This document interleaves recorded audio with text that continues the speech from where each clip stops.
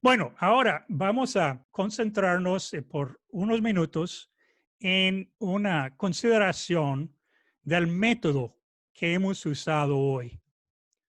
Voy a compartir la pantalla. Algunas cosas acerca de la narración de historias. Cuando quieres enseñar o predicar una historia, hay que estudiar la historia para que la entiendas bien. Entonces, leerlo con observación, con un corazón abierto y busca sobre todo lo que quería enseñar el autor a sus lectores a través de esa historia.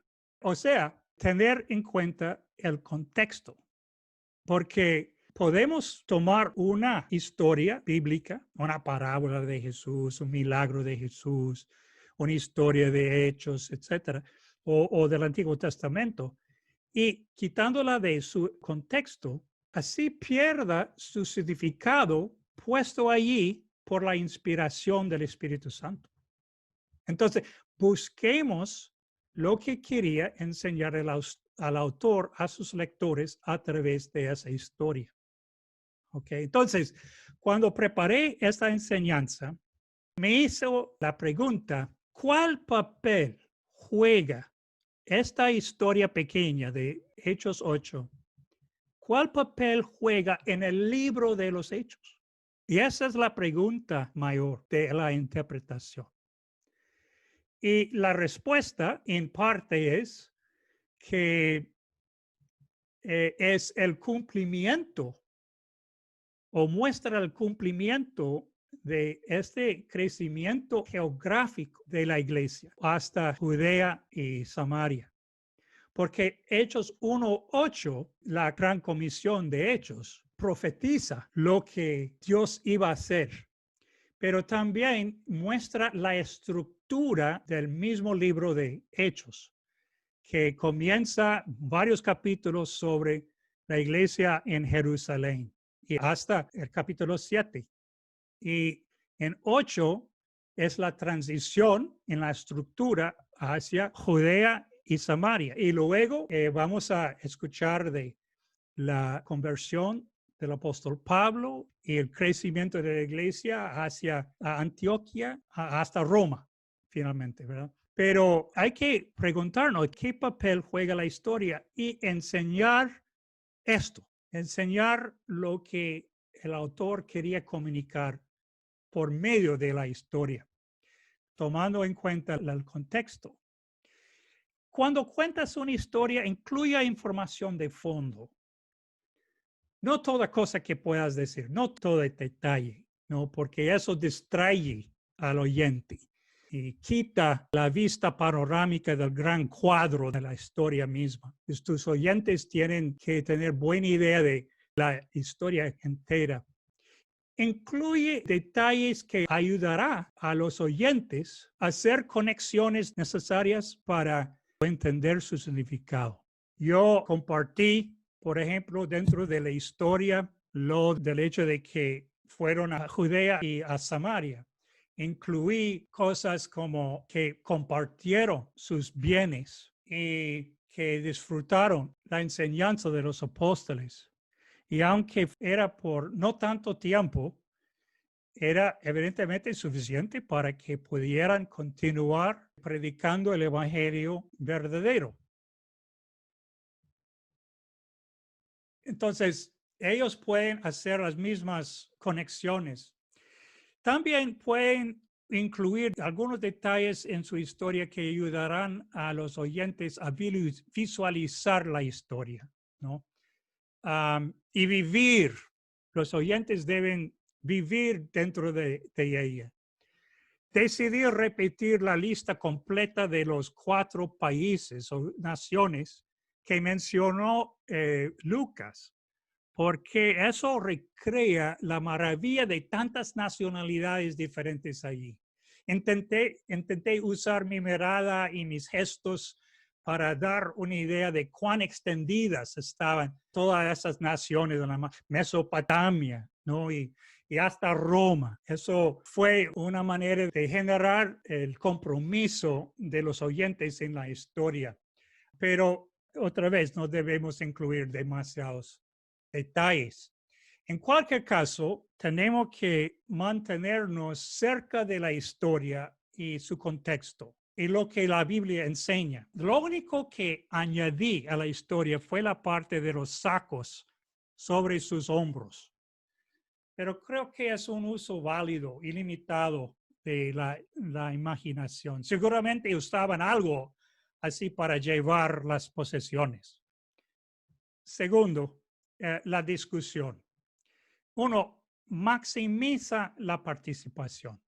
Es importante. Es una fortaleza de Zoom porque podemos dividirnos en grupos y cada persona puede tener una voz. Eso obliga a los participantes a pensar y a expresarse y a aprender al ser involucrado en el proceso.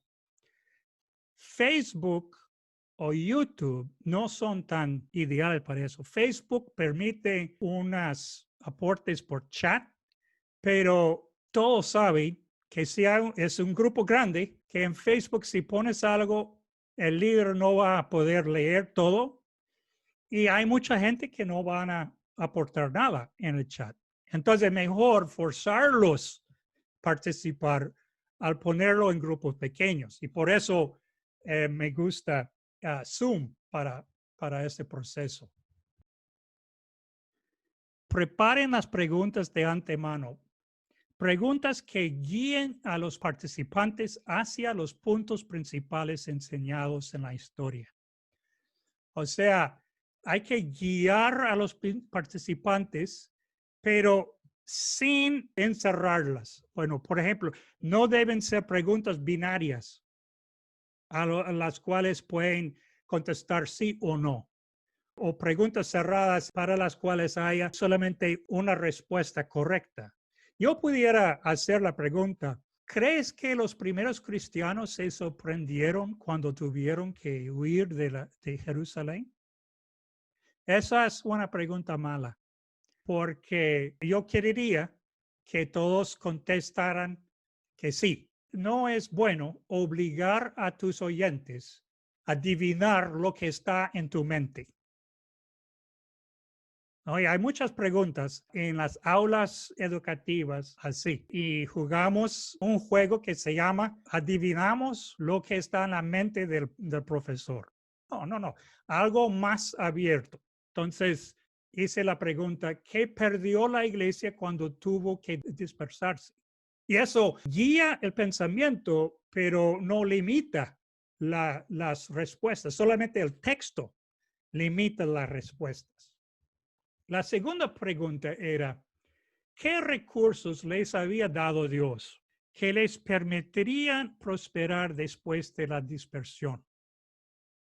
Es una pregunta abierta, pero guió a los participantes hacia el contexto de Hechos. Yo quería hacer esta pregunta y por eso incluí en la historia los detalles sobre el Espíritu Santo y la enseñanza de los apóstoles para dar recursos conceptuales a los participantes que pudieran verlo, aunque no limitó a ellos en su respuesta. Entonces, ¿cuál es un orden para preparar una historia? Y esa es casi la última cosa que voy a compartir. Primero, entender la historia y su significado en el libro. Estudiar la historia. Decidir lo que el grupo debe aprender sobre el significado de la historia. Decidir cuáles serían las lecciones que debían sacar de la historia. 3. Formular las preguntas que se harán para que los participantes descubran el significado por sí mismos.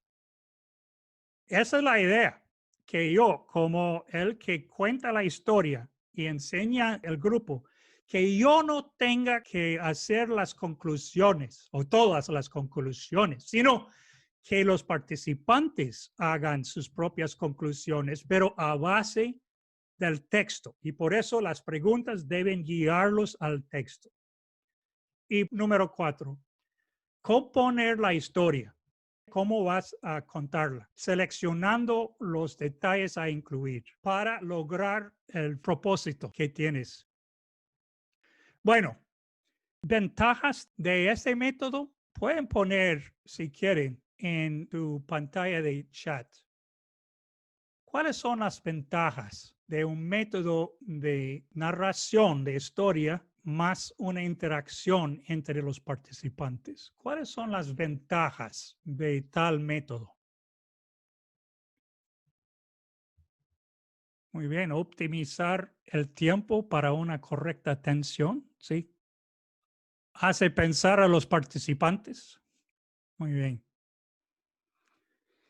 Doña Cinti dice, hace quien escucha esté más atento y partícipe. Sí, yo creo que es más interesante que escuchar a todo como monólogo, pero podemos lograr la misma cosa, aún pudiera ser mejor. Desarrolla empatía, sí, ellos se identifican con eso. Sí, hay mucho. Las historias despiertan el interés de los oyentes y las involucra, sí, involucra en el proceso, en la historia. Es nuestra historia también, ¿verdad? Porque la historia de la iglesia continúa con nosotros como los protagonistas o recursos del gran protagonista, o sea, el Espíritu Santo. Desarrolla la imaginación, ¿sí? Y yo diría que es más memorable para los oyentes. A un año, si das un monólogo, tal vez la mayoría de tus oyentes no van a recordar lo que dijiste.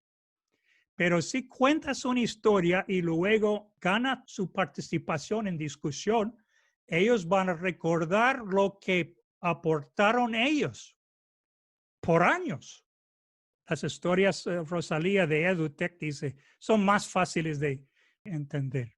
Muy bien.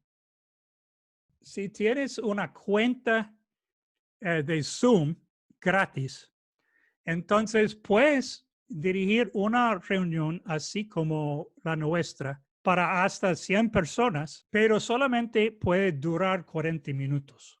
Y una manera de extenderla es hacer un anuncio así a su iglesia o a un grupo. Esta es la reunión, vamos a llamarlo Servicio Dominical Parte 1, con el link, el enlace, y eso dura 10 de la mañana hasta 10:40. Y decirles, cuando esta se acaba, entra la siguiente y ellos pueden hacer clic en la otra reunión y eso dura por 40 minutos más. Entonces, es una manera de tener una reunión de más de 40 minutos sin pagar por una cuenta Pro, la cual cuesta $15 mensuales. Otra opción es una herramienta que dice Jitsi Meet. Si buscan en línea Jitsi Meet, eso permite reuniones más largas, pero de un poco menos gente. Gracias por su participación y Prometa va a ofrecer una serie de enseñanzas sobre el ministerio robusto en el tiempo de COVID y más allá del tiempo también.